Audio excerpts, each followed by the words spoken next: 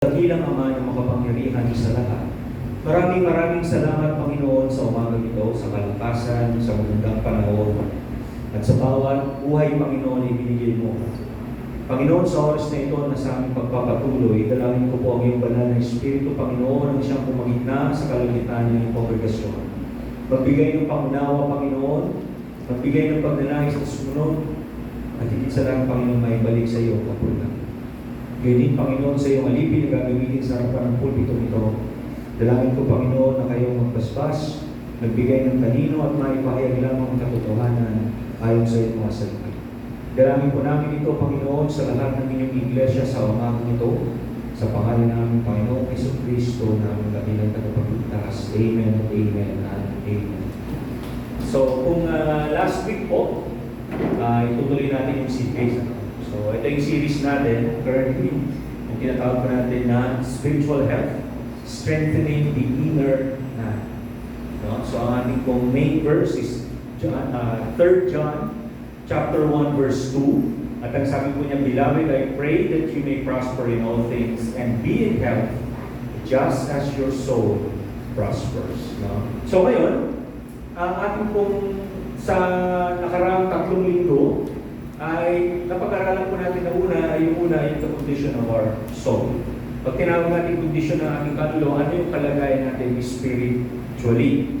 And isa po sa ating mga binigyan ng puntos doon is we have to be brutally honest. Kapag in-assess natin yung ating sarili, kung ano yung tunay na kalagayan ng ating spiritual na buhay. Ang ikalawa is the right spiritual diet. Pag tinawag natin the right spiritual diet, ano yung kinakain natin on our sa ating spiritual na buhay. And that is, of course, pertaining to the word of the Lord. Last week, ang ating pong napag-aralan is about the breath of soul. Ano yung bagay na hinihinga natin? Ano yung dapat yung hininga ng ating kaluluwa? And that is by our prayers. So now, tutuloy po natin siya sa ating ika-4 na sermon, which is yung series po na yan has a total of 7 topics. So, titignan natin ngayon is yung ika-4. Pero bago tayo mag-umpisa, gusto ko lang tignan nyo to. Yan. So, titignan nyo yan, yung mga images na yan. Those are different types of what? Exercises. So, sabi ko dun kay AI, bigyan mo ako ng picture ng lahat ng uri ng exercise at kung ano yung tinitira niya, o ano yung bagay na nag-i-strengthen, o ano yung bagay na nag-i-give panasan. So makikita nyo doon, the first one is strength. Yan yung mga weightlifting, yung mga weights. So ano pinapalakas niyan? Pinapalakas niyan yung muscle mass, lumalaki yung mga muscles natin. And then at the same time, sabi niya doon, it's also yung bone density. Tumitigas yung bone density. Second one, tinatawag natin na cardio. Pag tinawag natin cardio, yan yung running, no? Anything pertaining na magpapalakas sa iyong sa iyong heart, sa iyong puso. Cardio is for heart functions. And then, yung tinatawag ng lung capacity. Ano yung lung capacity? Mas magiging matagal yung hangin, no? Mas magiging matagal yung hangin. Then the next one is yung tinatawag natin na flexibility. Hindi po yan yoga. Yan po yung mga kinds of stretching. Different kinds of stretching, na kung saan ang nai-improve naman is yung flexibility. So kung halimbawa, hindi ka na makayuko dahil sumasakit na dito mo, one of the exercises na ibibigay nila sa iyo is actually yung mga flexibility exercises. The next one is yung high intensity heat. Yan, medyo bago yan yung high intensity heat. Pag yung high intensity po, si Sister Shirley nagsusumba to eh. So kapag nagsusumba ka, meron yung tama lang yung intensity. Pero pag tinawag na natin high intensity yan, yung meron kasamang weightlifting, meron na talagang magalaw. So that's also good for endurance, calorie burn. And then of course, pinakamahalaga sa lahat yung tinatawag natin na mental well-being. Bakit tayo nag-day off? For our mental health. Tama?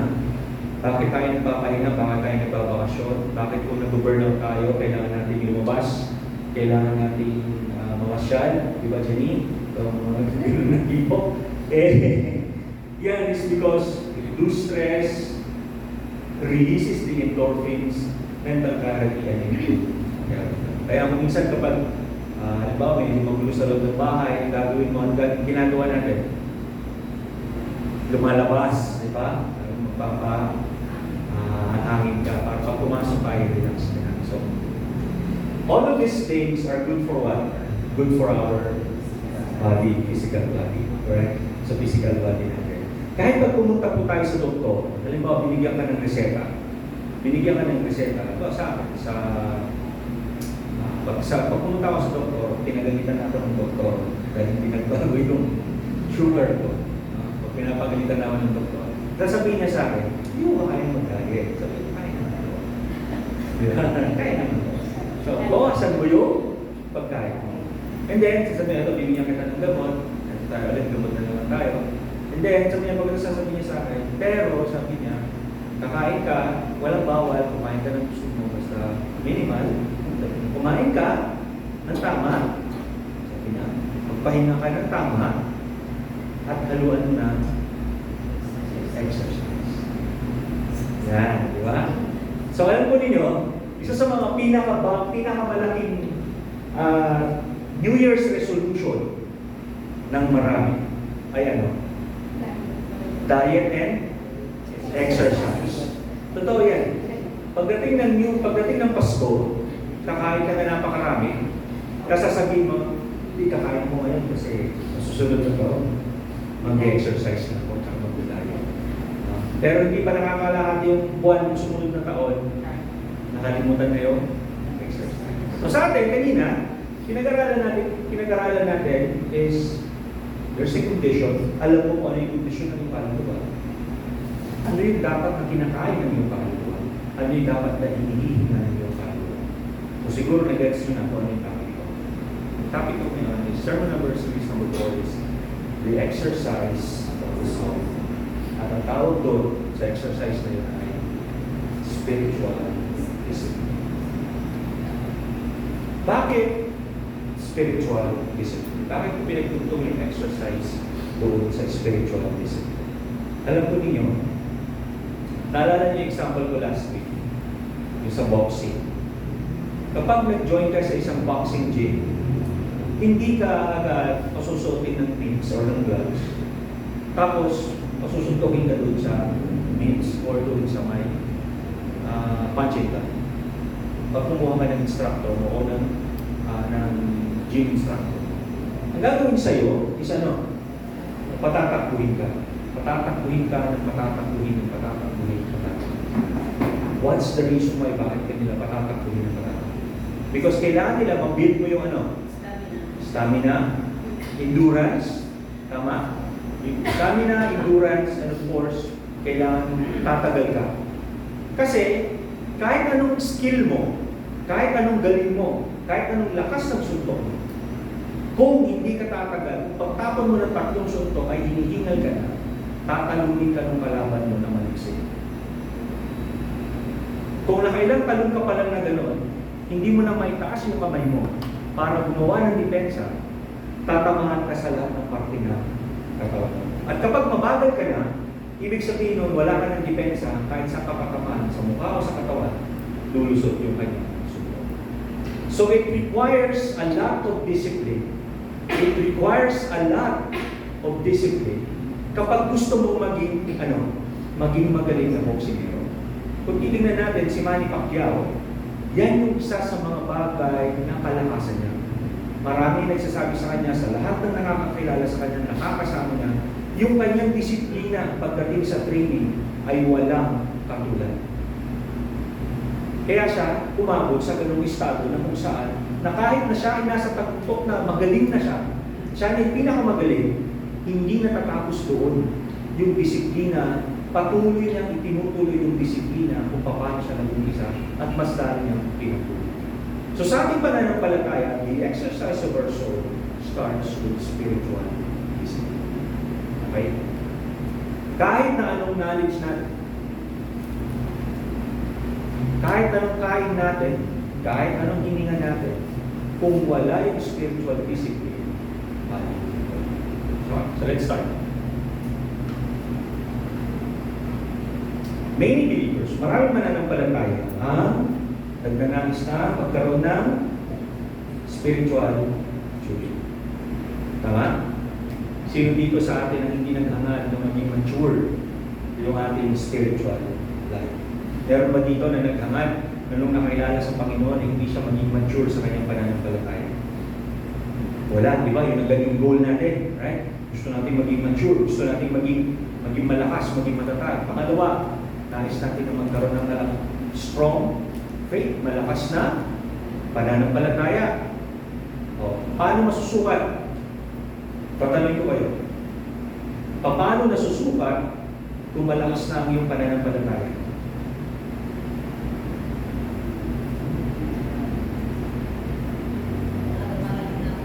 Marating na problema. Bibigyan ko kayo ng clue. Mustasa.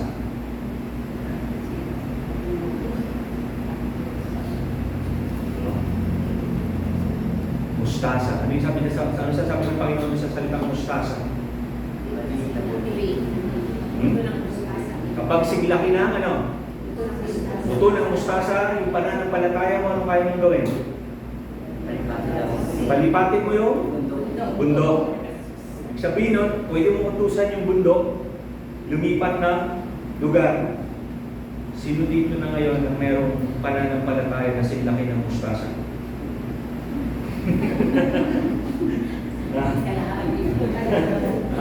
Nakita na ba kayo ng buto ng mustasa? Halos hindi mo makita sa, kahit nakatikip dito sa daliri mo, halos hindi mo siya maningan. Talaga napakaliit niya. So yan, isa sa mga gusto natin, right? Gusto natin magkaroon tayo ng malakas na pananampalataya. Gusto natin kapag may pinag-pray tayo, gumagaling. Gusto natin kapag may nag-pray tayo, answered in prayer. Gusto natin kapag nag-share tayo, mayroong bunga. Right? That's a strong faith. Gusto natin na hindi tayo makikina. Next, stability in trials. Sinasabi kayo ni Sister Shirley. Gusto natin meron tayong stability. Paano tinawag natin pag stability? Unshaken. Hindi ka nalilibyo. Kahit anong bagyong dumating, kahit anong problema dumating, kahit anong pagsubok ang dumating, nananatili tayo kumakapit sa Panginoon. Next, gusto natin victory over sin. Gusto natin mapagtagumpayan natin. Gusto natin, if we can live a perfect life, gusto natin magawa natin yun na hindi tayo makagawa ng pagkakamali, pagkukulang, pagkakasala, pagkalito. Right? Yan yung mga bagay na hinahanap at dinidesire natin. As a Christian, no, as a believer of Christ, dapat yan talaga yung mga desire natin. Yan yung mga gusto nating ma-achieve. Yan yung mga gusto nating marating. Yan yung mga gusto nating masabi natin sa ating sarili. I'm mature enough, I have strong faith, I have stability in trials, and I have a victor against sin. And victorious. Tama? Yan yung mga gusto natin. So, malalaman natin mamaya, if we want those, kung gusto natin na maranasan yung mga bagay na iyan, what is the role of discipline pagdating para ma-achieve natin? We can read the Bible, we can pray, pero kailangan takes a strong discipline para ma-achieve natin yung mga bagay. Right. So let's start. I have 3 points, pero basahin muna natin in 1 Timothy chapter 4, verse 7 to 8. Sabi niya, huwag mong pag-aksayahan ng panahon ang mga alamat na walang halaga. Sa halip, pagsumikapan mo maging makadiyos. So yung word na hinay-highlight ko dyan ay yung salitang pagsumikapan. Pag tinawag natin pagsumikapan, anong ibig sabihin nun? May pagsisikap. Merong ano? Effort. Merong ginagawa. Sabi niya dito sa verse 8, may pakinabang, may value, merong reward, merong ibibigay. Sabi niya, may pakinabang sa pagpapalakas ng katawan, yung exercise. Tinanong ko kayo kanina, ano yung nabibigyan ng kalakasan doon? Yung ating physical na katawan. Sabi niya, may pakinabang sa pagpapalakas ng katawan. Ngunit, ang pagsusumikap na maging makadiyos ay mapapakinabangan sa lahat ng paraan. Sabi niya, sa lahat ng paraan. Ano yung tinutukoy ni Apostol Pablo kay Timoteo na mga para sa lahat ng kaparaanan na yun, 2 bagay. Sabi niya, sapagkat, sabi niya, yung pagsusumikap na maging makadiyos, sapagkat ito'y may pangako. Hindi lamang sa buhay na ito, kundi maging sa buhay na darating. So kung titignan natin, yung palang pagnanais natin, yung apat na desire na iyon, ay hindi lamang natin tinitignan na yung biyaya ng Panginoon o yung pagpapala ng Diyos ay makakamit natin pagdating ng araw ng pagbuo o araw ng ating pagharap sa ating Panginoon. Kundi dito sinasabi ni Apostol Pablo kay Timoteo, Timoteo, sabi niya, maging makadiyos ka. Pagsumikapan mong maging makadiyos sapagkat merong pakinabang sa iyo yan sa buhay na ito at higit sa lahat sa buhay na darating. So, ang biyaya ng Panginoon ay hindi lamang natin mararanasan o matatamasa doon po sa darating na buhay. Kung sabi niya, kung magiging makadiyos ka, ang buhay na ito, maging sa buhay na ito, ay mararanasan mo ang biyaya, ang pagpapala, ang pagkalinga, ang pag-ibig, ang pagmamahal ng ating Panginoon Diyos. So, babasagin ko po yan into 3 points. 3 bagay. Number 1, spiritual growth requires training. Training. Pag tinawag natin training, hindi pwede na isang araw ka lang mag-train. Walang atleta na nag-train ng isang araw. Sabi nga ng mga, pag marinig mo yung mga ini-interview sa Olympics, sino nanonood ng Olympics? Marinig mo pag ini-interview sila ng Olympics, pag tinanong sila, I trained for 10 years, I trained for 15 years, I trained for 20 years. Nag-training sila 10, 5, 10 taon, 20 taon, para sa ilang minuto. Para sa ilang minuto lamang na gagawin nila. Para lang kapag nakipag-compete sila, maipakita nila yung kanilang kakayahan ayon dun sa kanilang sports. But it takes a lot of discipline. Ngayon, i-translate natin yan. Spiritual growth requires training. It requires training. Okay, bakit? Spiritual maturity does not occur automatically with time. Hindi mo yan agad nakukuha. Agad-agad. That's why, inalay ko siya as the word na training. Hindi ka agad nagiging mature pagkatanggap mo sa Panginoon. Hindi mo agad masasabi na lahat ng bagay na yung luma sa'yo ay mawawala.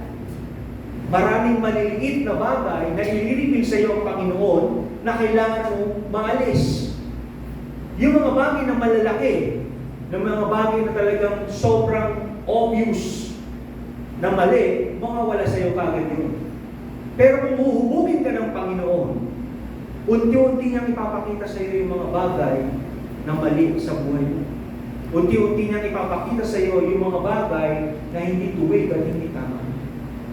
Unti-unti ka niyang inaayos. Unti-unti ka niyang tinutuloy. Unti-unti ka niyang binabago. Isang bagay yun, kaya ang ating maturity takes a lot of training. Maraming bagay na dadaanan upang mapatigas at mapatibay natin ang ating pananampalataya. Why?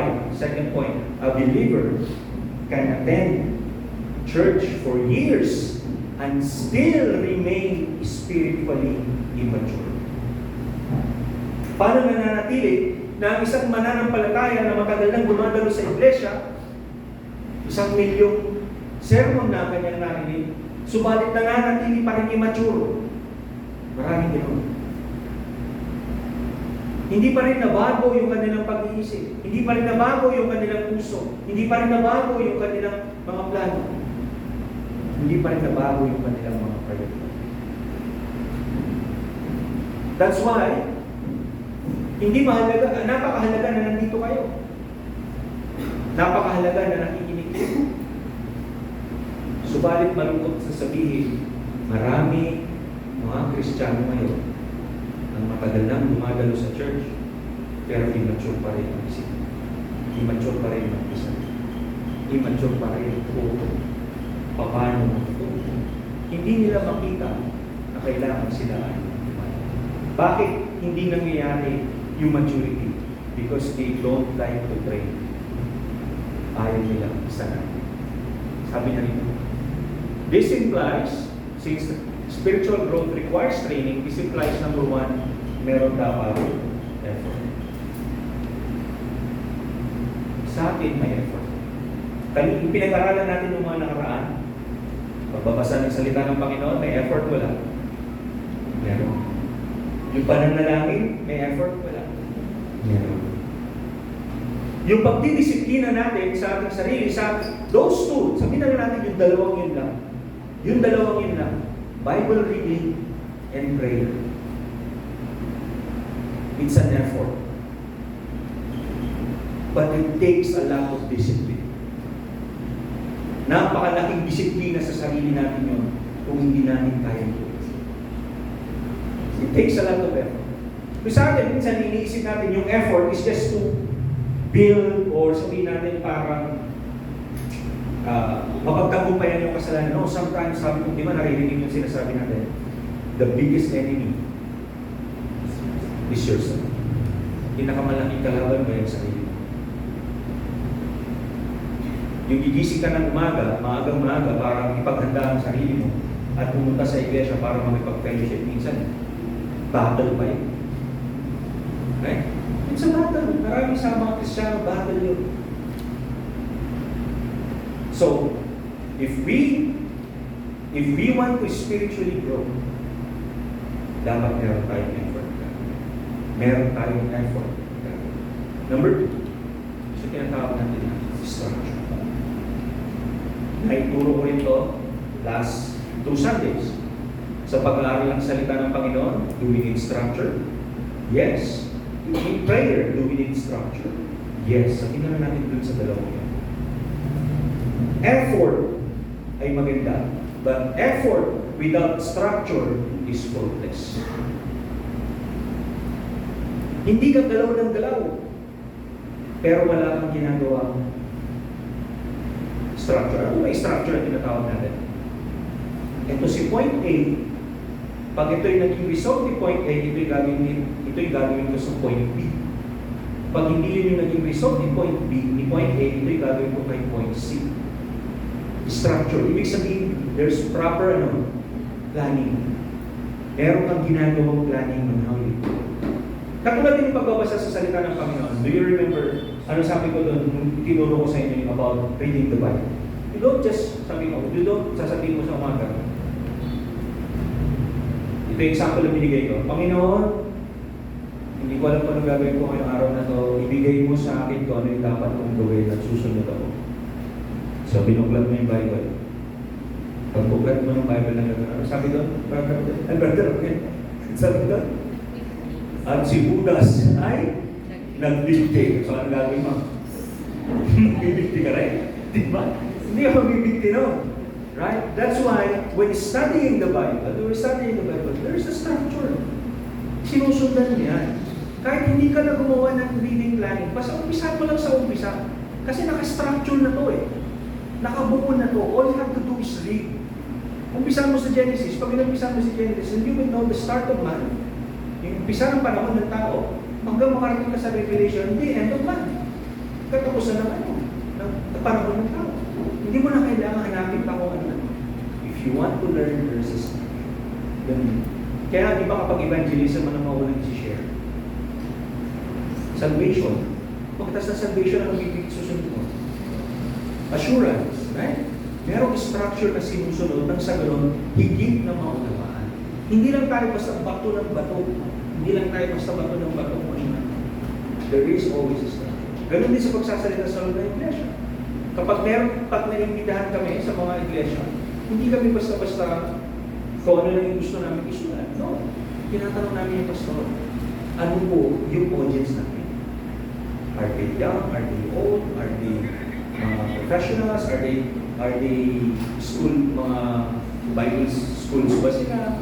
Kasi we have to structure yung sasabihin namin o yung mga bagay na i-layout namin nakadepende dun sa audience o nakausap. It's the same way. Halimbawa po ito, pag ito ituturo ko sa Moro, iba rin yung paraan ng pagtuturo ko sa Moro. Pag idinaan ko naman ito sa Sintelia, iba rin yung magiging pagtuturo ko sa Sintelia. It's different. That's why there's a structure na nakadepende. Kasi kung wala ko tayong structure, bato ka lang ng bato. Kaya kung minsan may makikita ka, naalala ko sabi ni Pastor Larry, Bible study daw nila. And then meron silang Bible study. So may nag-lead ng Bible study. Ang itinuro is about Hebrews. Hindi yung libro na Hebrew, kundi ang itinuturo niya is yung mga Greek translation at saka Hebrew translation ng Bible. So again, hindi pwedeng gano'n. Iti-tailor mo yung mensahe ayon doon sa audience. It depends on you. Kaya sabi niya doon, effort is good, but effort without structure is pointless. Now, pangatlo, ito sabi niya, repetition. Repetition. Ano ibig sabihin ng repetition? Paulit-ulit. Ay example natin last week is about prayer. Yung prayer, kapag tinawag natin, sa una, hindi ka marunong mag-umpisa, manalangin.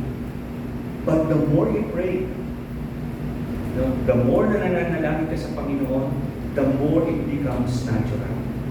The more na mas nagiging normal yung pananalangin. Kung halimbawa, hindi mo dati alam manalangin sa corporate prayer, simply corporate prayer mo, as you go on repeating it on a daily basis, o sa bawat okasyon na meron, mapapansin mo sa iyong sarili, you are starting to change. Nagbabago na yung corporate prayer. Nagiging maganda na, nagiging tailored na, nagiging ayos. It goes the same. If you want to grow spiritually, our repetition. Kung tatanungin ko si Dwayne kasi siya yung pinakabato. Naalala ko si Dwayne nung nakatayo rin dito, katulad ni Emmanuel. Ang hawak niya, ito. So, kung tatanungin ko si Dwayne, na-master mo ba ito? Na-master mo. Na-master ni Dwayne to. Ay, na-master ni Dwayne to na gumagay niya. Pero ang tanong ko, nagawa ba ni Dwayne yun ng isang beses lang? No. Hindi siya napagod doon na nakatayo, kahit sa lang yung nakatayo doon, paulit-ulit na gumagano. It's a repetition. It's the same way kay Genesis. Nung una siya mag-drums, pag umuwi kami, sinasabihan ko siya, nanak, ganito dapat gawin mo, ganito. Mali yung ganito mo, mali yung ganito. And then, he keeps on making mistakes, pero he keeps on repeating. Nagkakamali siya, pero he keeps on doing it. Diba? So it becomes, kapag patuloy na inulit mo, it becomes mastery. Na ma-master na yung sa bagay. Diba? O si Alim no, naalala ko si Alim yung bago. Binata. Bata pa siya. Nandito, nagtuturuan sila nila, Mikey nila, ano. Diba? It's the same thing. Kung tatanungin mo si Alim, isang kanta ng ba Alim yung minaster mo? Alright. Marami. Paulit-ulit niyang ginagawa. Paulit-ulit niyang ginagawa. To grow. So ngayon, ano na siya?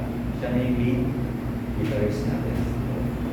Basta may narinig, siya yun. Next, ito yung pinakamabigat sa lahat. Gumit. Alam niyo po, we can have effort and we can have structure and we can also make repetitions, mastery. Pero ang pinakamabigat sa lahat na hindi kaya ibigay ng tao most of the time is commit. Meron kang effort, structure yung effort mo, you have mastery of repetition, pero you cannot commit. Without commitment, you can never grow. Hanggat wala kang commitment, hindi ka gagawin. You will remain there. Maganda, may effort ka. You have structure and relation. Pero kung ang desire natin is to spiritually grow without commitment, hindi tayo gagawin. Remember, tandaan natin ang ating Panginoon. Let's give the example to our Lord Jesus Christ. Ang Panginoon, nabigyan siya ng mission to save the world. Alam niya kung ano yung mangyayari sa kanya, alam niya yung pagdaraanan niya, alam niya yung bagay na magaganap sa kanya para matubos ang kasalanan ng isang katauhan dahil sa pag-ibig niya sa atin. Ano yung bagay na ipinakita ng Panginoon? Commitment. He was totally committed doon sa mission, doon sa kanyang goal, sa kanyang role. Kaya nung nag-pray siya sa Getsemani, maintindihan mo yung sinabi ng Panginoon, yung sinabi niya, pinalalaman niya sa Panginoon. Panginoon, sabi niya, kung maaari, alisin mo yung pokong ito. Subalit, hindi ang kalooban ko, hindi ang kalooban ko, kundi ang kalooban. That's commitment. Does Christ have a choice? Meron siyang choice. Diba, sabi nga niya dun sa mga musga sa kanya kung tatawagin ko ang lahat ng aking mga sundalo sa akin, kaya kayo po. And if you're going to look sa Old Testament, isang anghel can give 450,000 men. Isang anghel lang yun. How much more kung legions of angels tatawagin ko? That's why if we have effort without structure, failure. Effort and structure without repetition is a failure. Effort, structure, and repetition without commitment will always be a failure. So if we want to grow, kailangan meron tayong effort, meron tayong structure, meron tayong repetition, and we have a hardcore commitment doon sa pagkatapos. Tandaan natin, ang sabi ng Panginoon, sabi ni Paul, yung ginamit niya doon sa verse natin kanina is word na pagsumikapan. That's effort. Now, you do not drift into spiritual maturity, you discipline yourself into totoo. Hindi yan free flow. Na pag pumunta ka dito sa church, naupuan ng isa sa mga upuan, nakinig ka sa sermon, spiritually mature ka na. No? Yung narinig mo, sabi nga niya, you discipline yourself into it. Yung mga bagay na nalalaman mo, natututunan mo, ay isasabuhan mo. Now, sabi niya dito, a spiritually mature, remember, a spiritually mature believer is not produced by emotion alone, church attendance alone, and knowledge alone. Sige, bigyan ko lang ng short description pag emotion. Bakit hindi pwedeng sabihin ng isang mature believer ay nai-produce niya is yung emotion? Alam niyo po ang emotion? Sala sa lamig, sala sa init yan. Kapag emosyon ang nangingibabaw sa atin, sala sa init, sala sa lamig yan. Bakit? May times na pakiramdam mo, spiritually high ka. Merong times naman na pakiramdam mo, spiritually down ka. Hindi ganon. Ang pananampalataya o ang ating spiritualidad is always on high. Church attendance alone. Minsan maraming Kristiyano nagsasabi niyan. Ano yung sinasabi ng maraming Kristiyano? Okay na nagdumadalo ako sa church. Pumupunta naman po ako sa church. Maganda kung pumunta ka sa church. But, hindi ka mag-mature kung dumadalo ka lang sa church. Pangatlo, knowledge alone. You accumulate all the knowledge. Lahat ng knowledge. Lahat ng knowledge. Sino yung pinakamagalinong tao na nakasulat sa Biblia? Si Solomon. Si Solomon yung pinakamaraming tao na nalaman niya lahat ng kaalaman. Ibinigay sa kanya lahat ng kaalaman ng Panginoon. Sa bandang huli, ano nangyari sa kanya? Tinalikuran niya Diyos, right? Sumamba siya sa mga Diyos, nag-asawa siya ng 700. Meron siyang concubine na 1,000. Isipin mo yun, kulang pa yung 1 taon para makasama mo sila sa isang araw. Yung isa, bawat isa sa isang araw. Diba? And come to think of it, he has all the knowledge. But siya yung sumulat ng ano? Kawikaan. Ano yung kawikaan? Ano yung sabi niya doon? Wisdom, right? That's wisdom. So knowledge alone, yung kaalaman natin, knowing kung ano man yung mga bagay na nalalaman natin, does not translate if you are spiritually mature. Kaya marami nagsasabi kung minsan, maraming magaling sa Bible pero hindi makita sa buhay. Because what they have is what? Knowledge. Kaya ito sabi niya, a true maturity is developed through what? Number 1, daily discipline. Number 2 is repeated surrender. And then number 3 is consistent training in godliness. Yan ang totoo na maturity. Bakit may daily discipline? Kapag ang isang tao na kumilala at tumanggap na sa Panginoon, nababago na. Nababago na yung perspective, nababago yung pag-iisip, nababago yung mga kinikilos, nababago yung pananalita, nababago yung mga bagay na pinaplano, nababago yung priority, nababago maraming bagay. And then ano nangyayari?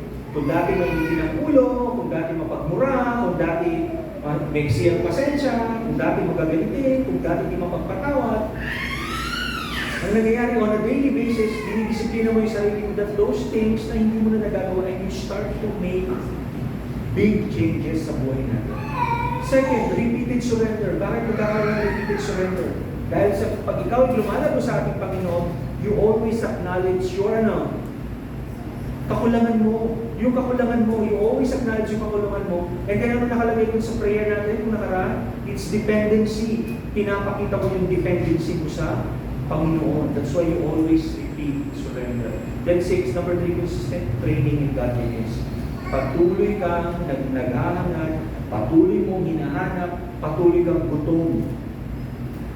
Patuloy kang gutom na matupad yung kalooban ng Panginoon. Ano sabi ni David? Sabi niya, para akong tuyong lupa. Di ba? Naalala niyo binasa natin yung nakaraan? Para akong tuyong lupa, na sabi niya. Tuyong lupa na kung saan ang hinahangad ko ay yung tubig. Sino yung tubig? The living water. Ating Panginoon. Yan. That's the true maturity. Next, sabi niya rito, a weak spiritual life. Remember this? A weak spiritual life is often the result of undisciplined spiritual life. Totoo yan. Totoo yan. No? A weak spiritual life is often the result of an undisciplined spiritual life. Kung hindi natin kaya na may disiplina yung ating mga sarili and we desire to grow spiritually, hindi po talaga mangyayari. Right? So point number 2. Daily obedience strengthens the soul. Daily obedience strengthens the soul. So bakit? Spiritual strength is not built merely by hearing the truth, but it is built by obeying the truth consistently. Pag tinawag natin consistently, merong miss o wala? Wala. Pag tinawag natin consistent, pattern, tuloy-tuloy, walang umpay, walang higit. So spiritual strength ay hindi lamang nabibuild dahil sa napapakinggan niya. Pwede natin sabihin, ganda ng preaching. Thank you. Very good. Pero ito ay nabubuo hindi sa pakikinig, kundi sa pagsunod. Now, sabi niya rito, every act of obedience is what?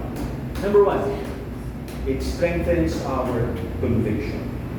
Bakit napapalakas yung conviction natin kapag tayo, on a daily basis, we make a lot of effort to obey God? Bakit tumataas yung conviction natin? Remember what I said kanina earlier.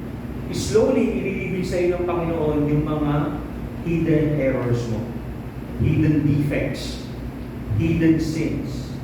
I-reveal sa iyo ng Panginoon yun. And then as slowly, i-reveal sa iyo ng Panginoon yung mga bagay na yun, you make a decision. I will make an effort, it will be structured, it will be repetitive, and I will make a commitment. Kukumit ka sa apat na yun. So, paano lumalakas yung conviction mo? Kung dati, sasabi mo, ay, kasalanan mo pala yun. So now you know. Alam mo na. So, paano niya napapalakas yung conviction ng Banal na Espiritu Santo? The moment na magkaroon ng pagkakataon o merong tukso na darating para sa bagay na yun, the conviction of the Holy Spirit ay masasabi sa iyo, mali yan. So the more na sumusunod ka sa Panginoon, the more na binibigyan mo ng pansin at focus yung pagsunod mo sa Kanya, the more na ibibigay niya sa iyo yung conviction to tell you and reveal to you kung ano yung kanyang kalooban. Then mapapansin mo sa iyong sarili, from time to time, ang nagiging tanong mo na when you make a decision, when you make a plan, when you say something, o kung ano man yung bagay na gagawin mo, ito na yung magiging conviction mo. Sasabihin mo, matutuwa ba ang Panginoon sa gagawin mo? Matutuwa ba ang Panginoon? Bakit? Ano na kasi nasa isip mo? Nasa isip mo na is no longer your joy, but the joy of the Lord. Ganun. So, next, it strengthens our conviction, it deepens our surrender. Mas lumalalim yung pagsuko natin sa Panginoon. Mas lumalalim yung ating pagtitiwala sa Kanya. Mas lumalalim yung ating pagkakaunawa tungkol sa Kanya. And the more we know God, the more we know Christ, the more we fell in love with Him. Mas lalo tayong napapamahal sa Kanya. Mas lalo tayong naiintindihan yung puso niya at mas lalo natin naiintindihan, mas lalo nabubuo yung relasyon natin sa Kanya. Next, it builds spiritual endurance. Kagabi nabanggit natin sa Bible study ang mananatiling tapat na wakas ang siya maliligtas. That's endurance. Patagalan, patibayan, hanggang sa wakas ng panahon, no? Halimbawa, sabi sa atin, kayo mga taga-sayon, bawal na kayo mag-assembly, bawal na kayo mag-church ng Sunday. Kung gusto niyo mag-church ng Sunday, kailangan may tatakan ng QR code. Kailangan meron kayong QR code. At pag doon sa gate, may QR code doon. Pag in-scan yung QR code, pasok. Pwede kang pumasok.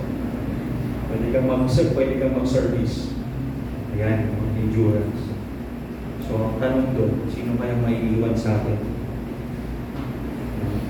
Hindi lang yun. Kapag meron kang QR code, pwede kang pwede kang mag-grocery. Kasi bago ka makapasok sa gate, sa pituan, meron QR code. Pasok ka. Bukas yung pito. Makakapamili ka na. Diba? Yung sahod mo pupunta na doon sa QR code. Diba? Digital na. Digital.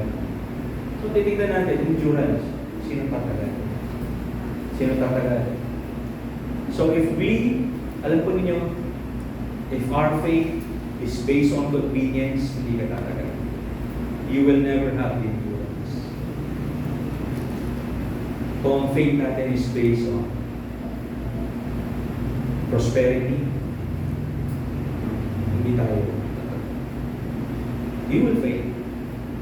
Next, sabi sa John chapter 14 verse 21, ang tumatanggap sa mga utos ko at tumutupad nito. Okay, ang word. Una, tumanggap. Pangalawa, tumupad. Ang siya umiibig sa akin, sabi ng Panginoon. Ang umiibig sa akin ay iibigin ng Ama. Ibig sabihin nito, ibibigay ng Ama yung pag-ibig niya sa Kanya. Iibigin ko rin siya. Ibabalik ng Panginoon yung pag-ibig na yun. At anong nag-i-reveal ng Panginoon? Sabi niya, ako'y lubusang magpapakilala sa Kanya. That's why a mature Christian that trains, that obeys, nag-i-reveal ang Panginoon Jesus sa Kanya. Hindi na siya lang, kung tatanungin mo yung maraming tao at tinanong sino si Kristo, sino si Jesus, at sasabihin nila, si Jesus Christ yung napako sa krus, tumubos sa ating kasalanan, ang ating Panginoon. Yun ay pinakamababaw na paraan ng pagkakilala. Subalit, kung tunay mong iniibig ang Panginoon, mas malalim yung ipapakilala niya sa iyo kung sino siya. Kung sino talaga siya. Hindi lang siya in general knowledge, kundi malalim. And that's why, yung relationship sa Panginoon ay nabubuo. Now, sabi niya dito, obedience is the evidence of, number one, your love for Christ. Sabi niya, Number two, that you really surrender to Christ. Na talagang sumuko ka sa Panginoon. Pangatlo, meron ka talaga relationship sa Kanya. Those are the true evidence. You have love for Christ, you have surrendered to Christ, and you have a relationship with Christ. Tandaan natin, a spiritually disciplined believer does not merely admire God's command. He follows them. Naalala mo yung example mo, saan yan? Kagabi ba yun? Sa Bible study. Example ni Sister Sos. Sabi niya, they see, nakikita naman nila, maganda, right? Maganda yung aral sa loob ng iglesia. Maganda yung marunungan. Itinuturo talaga yung totoo sa Biblia. Kung ano yung nakasulat sa Biblia. Lahat ng bagay na nakikita nila ay maganda. That's what we all admire. Ina-admire mo lang. Nakikita mo maganda siya. But, ang malaking tanong doon is, do you follow them? Kasi pwede kong sabihin, halimbawa, worship tayo, ang galing ng worship team. Diba? Nagandahan ka doon sa worship team, nagandahan ka doon sa kanta ng worship team, nagandahan ka doon sa ang galing ni Dwayne, ni Dwayne yung pero. Ano tawag dito? Tambuhin. Diba? Tawag, may bisita tayo, may kasi Dwayne doon. Ang galing talaga ni Dwayne. Ang galing ni Dwayne, diba? Ang galing ni Dwayne. Na-impress siya doon. Na-impress ka, you admire. Pero question ko, did you sing? Umawit ka ba? O naging audience ka? Nung praise and worship. Right? Yung praise and worship natin, when we say praise and worship, dapat naririnig yung boses, no? Audience, no? Yung crowd, yung church. Naririnig dapat yun. Sumasabay kayo dapat. Alam niyo ba anong purpose ni Sister Lisa dito? Anong purpose ni Sister Lisa? Anong tawag sa kanya? Song lead. Song leader. Lead. Sino ililig niya? Kayo. Dahil kayo yung ililig niya, kailangan anong ginagawa niya? Sumusunod. Kaya kung habang kumakanta siya, dapat kinakanta niyo. Remember, yung praise and worship natin, is actually we singing as one. Para sa ganun, yung pagkanta natin is makakarating yun sa trono ng Panginoon. Yun. So kung nakikita lang natin yung ating music team dito, ang galing nila. Hindi ka worshiper, ano ka? Audience ka. Anong pinapanood mo? Performance. Tinitignan mo lang sila si performer. Hindi mo sila tinitignan as a worship team that leads the congregation. Kaya yung ganun yun. Spiritually disciplined believer does not merely admire. Hindi lang niya tingin na natutuwa siya. Hindi lang niya nakikita na masaya siya. Kundi sabi niya, he follows them. Sinusunod na yung bagay na yun. If I sing, alam niyo po, kahit gaano pa kapangit yung boses mo, walang pangit na boses, tandaan niyo. Sa panahon ngayon, pag tama yung mic, maganda boses.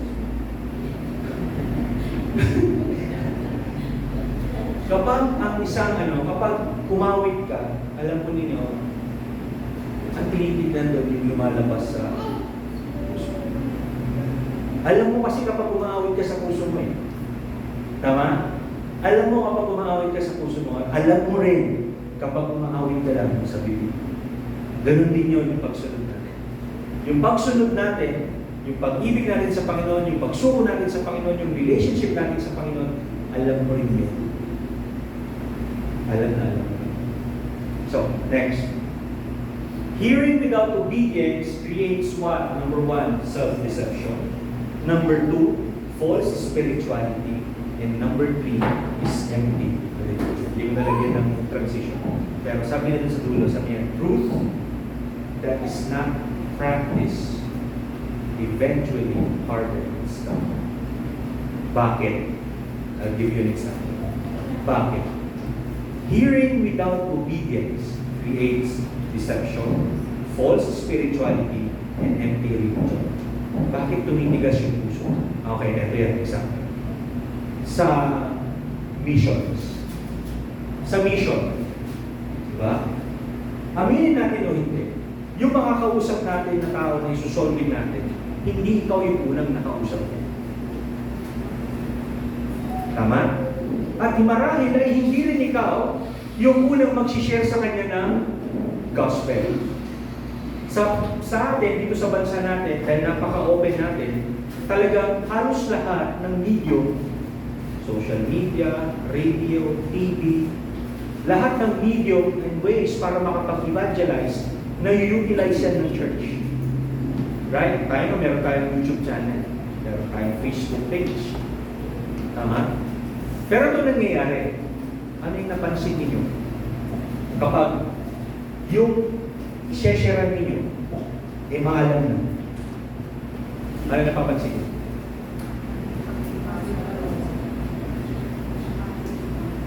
Alam niya kung paano mag-respond, right?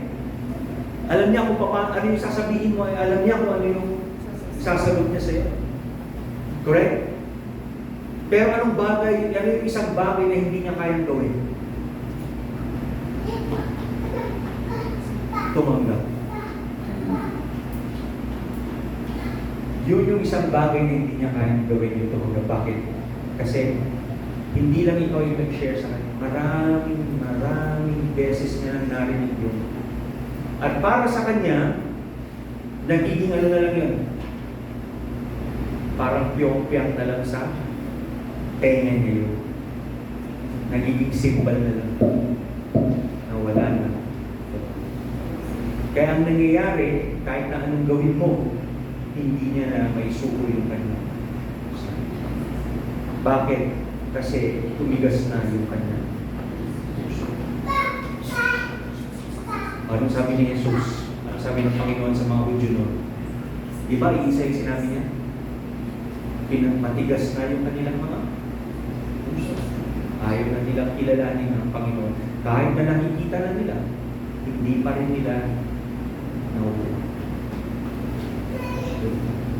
So, anong nangyayari dun sa tao yun? Dinadahin niya yung sarili niya. Meron siyang false sense of spirituality. Higit sa lahat, meron siyang religion. Next. Remember, the strength of the soul is not measured merely by what you know, what you hear, or what you feel. Hindi yan.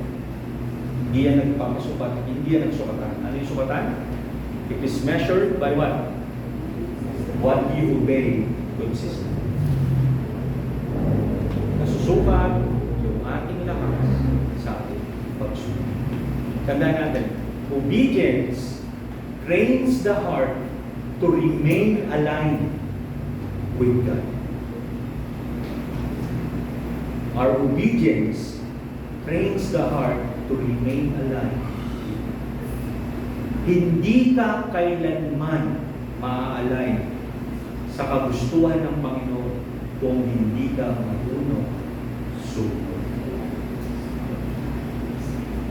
It's always obedience. Minsan gusto natin yun eh. Gusto natin yung will ni Lord na masusunod. Gusto natin yung will ni Lord na masusunod. Diba?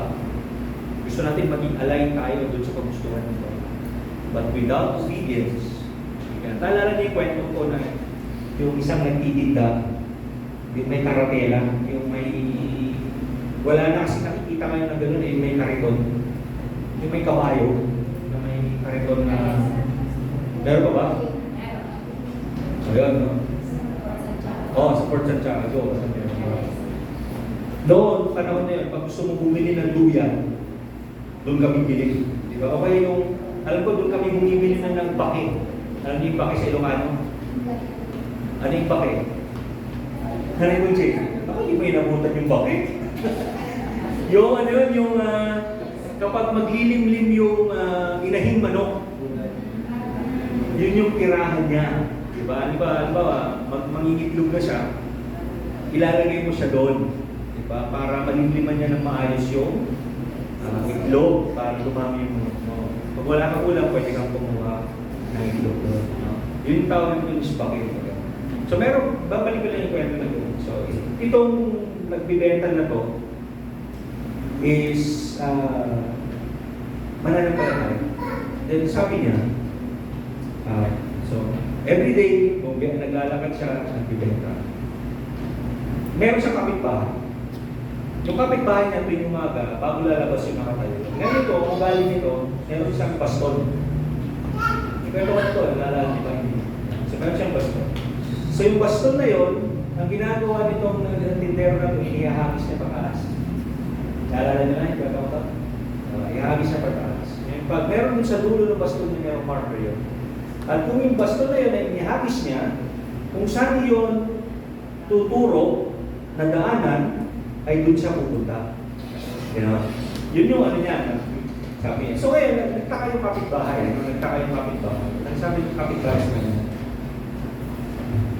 Brad, bakit napansin ko, ito yung aalis kayo, ihahagis mo yung baston. No? Yung sabi niya, kasi bago ako alis, nagpipray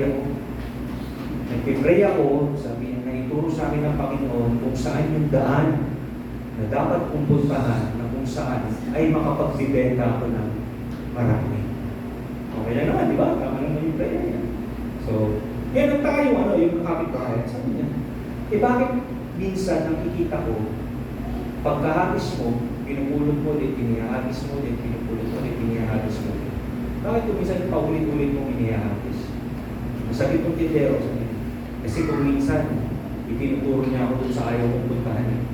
Kaya inuulit ko, pero pumunta doon sa gusto ko puntahan. Di ba? So, yun yung kwento ng Kung titignan natin doon, naka-align ba? Hindi. Kasi kung minsan, ang pagsunod natin sa Panginoon is not comfortable.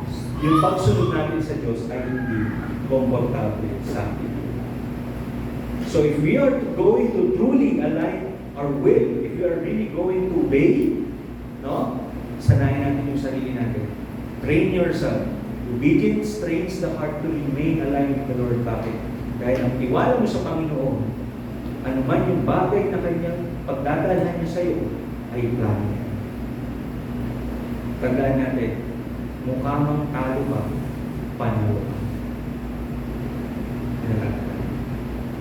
Now, sabi niya rin, number 3, the last one, discipline produces spiritual maturity.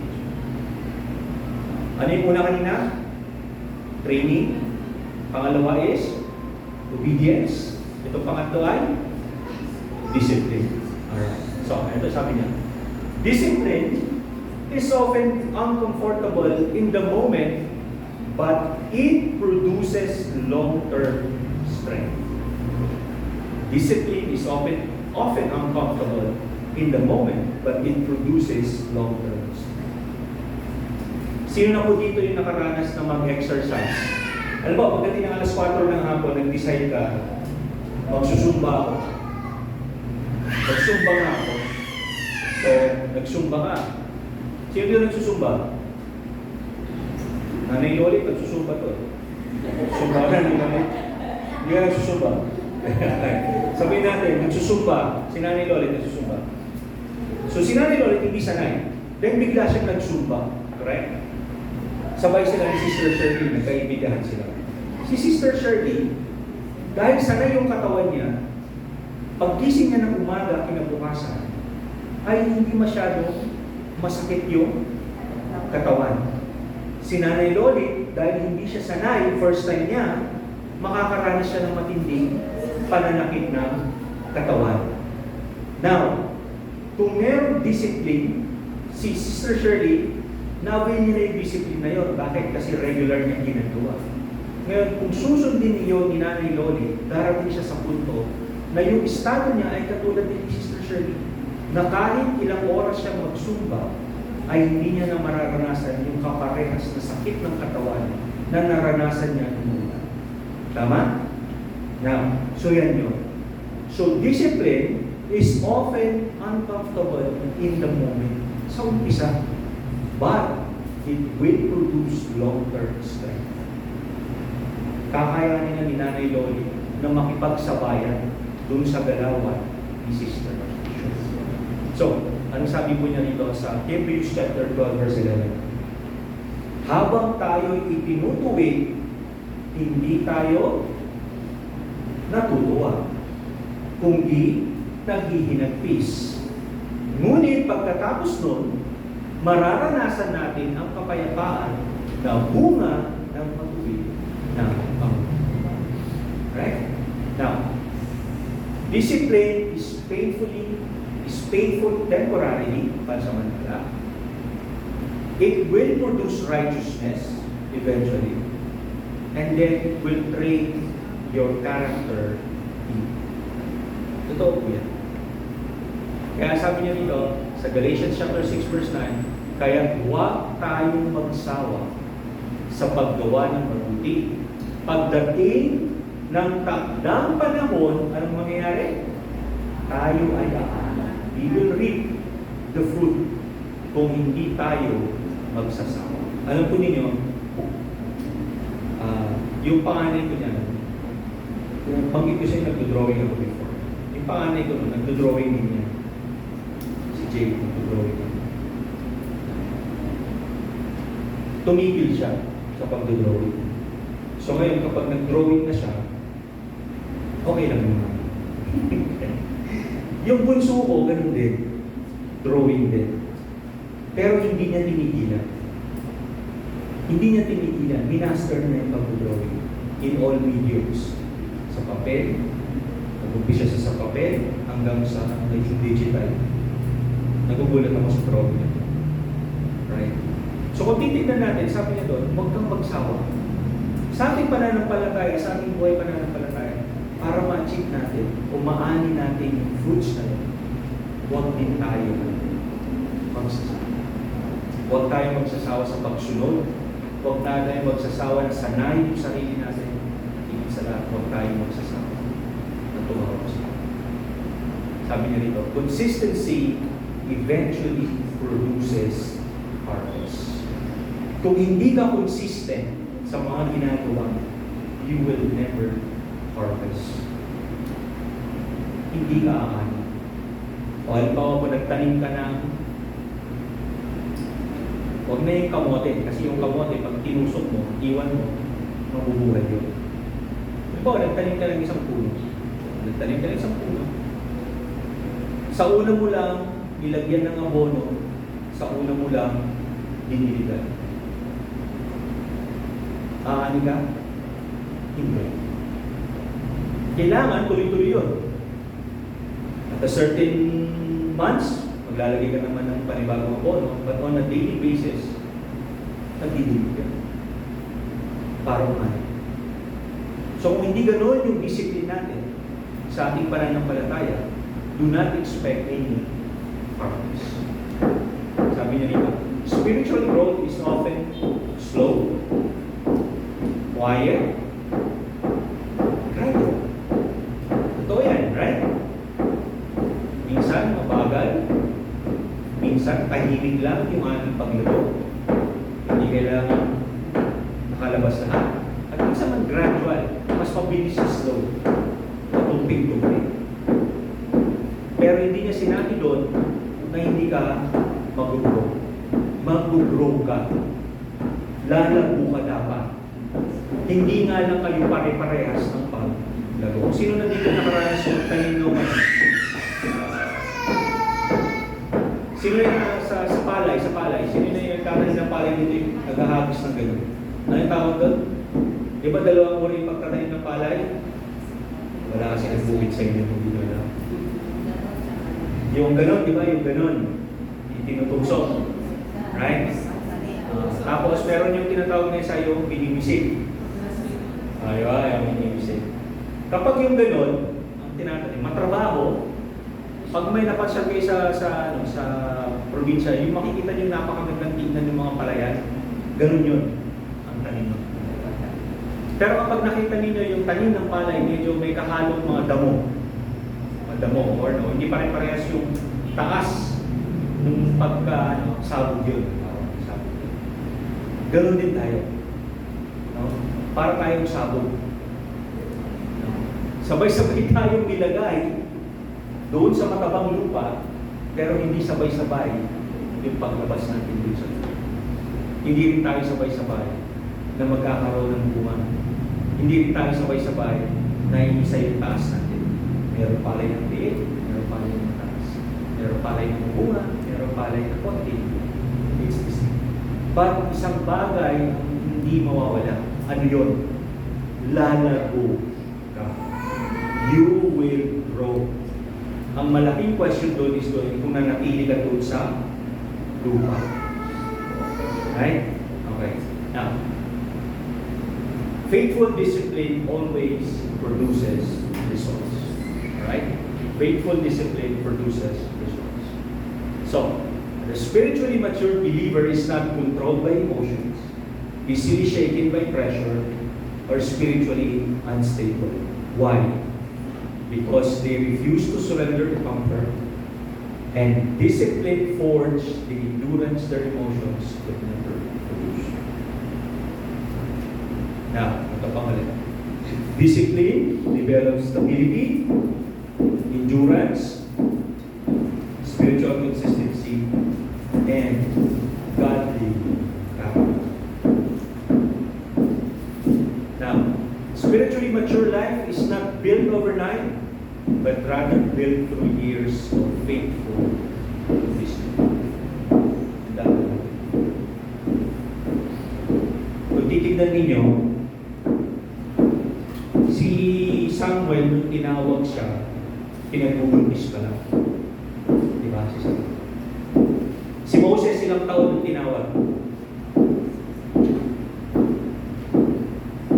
Ilang taon si Moses nung tinawag? Nung nagpakita sa kanya yung burning bush.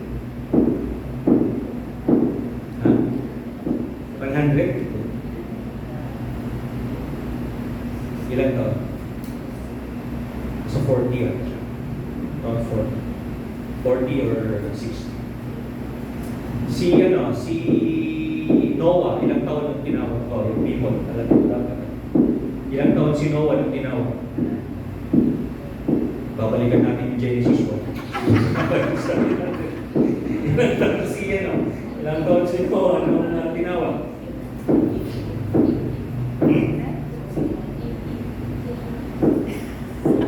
Tinawag siya para buuin yung barko.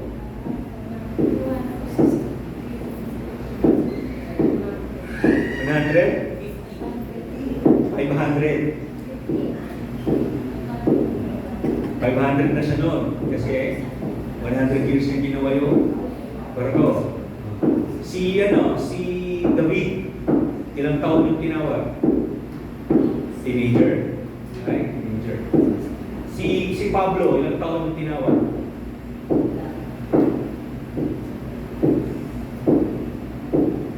Nasa 30s. Yung mga apostol, ilang taon sila tinawag? Ilang taon? Ilang taon ka nag-wait? 14. Magdagdagan mo ito ng 2 taon. Mga 16 to 18 years old, yung tinawag yung mga apostol. So, titignan natin, they were not built, no? Titignan natin, yung maturity nila, kahit nung tinawag sila at those certain age, hindi yun nabuo yung spiritual maturity nila nung pagkatawag nila. But rather through years na dinaanan nila sa kanilang mga buhay. Through years na kung saan nasubok nila yung katapatan ng Panginoon. Through years na dinisiplina sila ng Diyos. Through years na ipinakita ng Panginoon yung kapangyarihan niya sa kanila. That made them spiritual. Ganon din tayo. Natawag tayo sa iba't ibang panahon, sa iba't ibang edad. Subalit we are growing. We should be growing. Now, Christian life is not passive. So ano yung tatlo natin? 3 topics natin, conclusion natin. A healthy soul requires training, obedience, and discipline. So, again, Yan po yung ika-apat na sermon series natin. So again, the first one is condition of the soul, the right spiritual diet, the breath of our soul is prayer, and huli, it's the exercise of the soul. So meron pa tayong tatlo na pag-uusapan patungkol sa ating spiritual health. So ito yung question, pwede niyo pag-usapan mamaya sa inyong fellowship circle. The question is not, do you desire spiritual growth? Lahat tayo, we do. Correct? We do. Gusto natin yan. Ito yung tamang tanong dyan. The question is, are you willing to discipline yourself for it? Are you willing to discipline yourself? Now, again, ito yung sermon series natin. Kung gusto niyo kong balikan yung mga nauna, you can go to our YouTube channel. Hit like and subscribe. Hindi naman po nakamonetize yun. Huwag kayong mag-alala. Hindi po nakamonetize yung ating YouTube channel. But hit like and subscribe. So, mamaya po, kung meron po yung mga katanungan doon po sa fellowship circle natin, pwede niyo po itang i-discuss. Sana po may natutunan tayo. Samahan niyo po ako sa panalangin. Pagdabilang ang mga makapangyarihan sa maraming salamat, Panginoon. Lord, tunay na o Diyos na tinawag mo ang bawat isa sa amin. Hindi lamang para maging bahagi, Panginoon, kundi upang ipakita namin sa mundong aming ginagalawan kami ay iyong ginagawa. At may papakita namin ito, Panginoon, sa tunay na pagdidisiplina namin, Panginoon, sa aming mga spiritual na buhay. Na kung saan ay nakikita o Diyos sa labas, bilang pagkilala namin sa iyo. Pagkilala namin na ikaw ay ang aming Panginoon at ikaw ang aming tagapagligtas. Tulungan mo kami, Panginoon, na sumunod. Tulungan mo kami, Panginoon, na magbigyan ng karangalan ng pangalan mo. At higit sa lahat, Panginoon, ay madakilang ka sa kalikutan. Maraming salamat sa pangalan ng aming Panginoon Jesucristo. Amen at amen.